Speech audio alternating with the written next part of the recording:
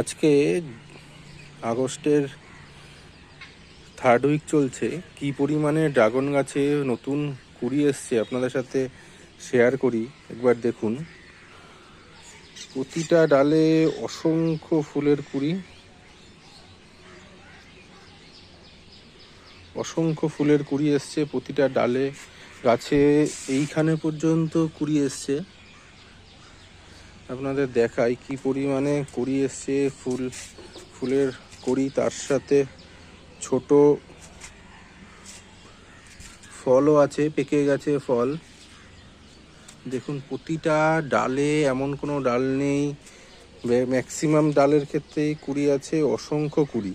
তার সাথে পাকা ফল গাছে প্রচুর আছে, কিছু আধ পাকা ফলও আছে।